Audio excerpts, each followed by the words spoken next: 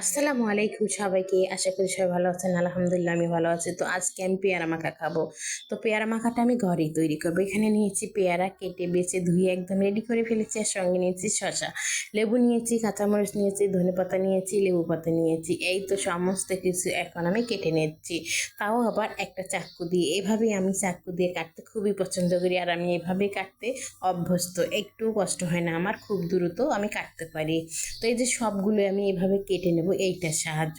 তো যারা যারা এটা চিনেন না তাদেরকে বলি, এটার নাম হচ্ছে কাটার। রংপুর অঞ্চলের বিখ্যাত একটা যন্ত্র, যেটা দিয়ে আমরা মহিলারা কাজ করতে খুবই পছন্দ করি। তারপরে তো এখানে আমি কেটে নিচ্ছি সেটা হচ্ছে লেবু পাতা। তো লেবু পাতাটা দিলে একটা খুব সুন্দর ঘ্রাণ আসে। সঙ্গে তো লেবু অবশ্যই দেবো একটু টক ভাব পাওয়ার জন্য। লেবু পাতা থেকে ঘ্রাণ আসবে আর লেবুর থেকে একটু টক হবে, এটাই। এই যে লবণ দিয়ে দিলাম।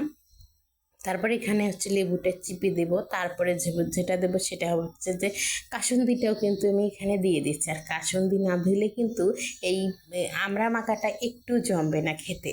এটা সব সময় দেখবেন বাহিরের যতগুলো দোকানে আর কি এরকম টক জিনিস বিক্রি করে, সবার কাছে এই কাসুন্দিটা থাকতেই হবে। সেটা না হলে তারা কিন্তু বেচতে পারে না। তো আমরা কিন্তু এভাবে ঘরে তৈরি করে খেতে পারি খুবই স্বাদ করে। তো এই যে আমরা এখন সবাই এরকম টুথপেক দিয়ে সবাই খাচ্ছি, খুবই ভালো লাগছে। তো আলহামদুলিল্লাহ খুবই খাবারটা ভালো ছিল। তো আমরা বাইরের থেকে না কিনে ঘরে যদি এভাবে মেখে খাই খুবই ভালো লাগবে।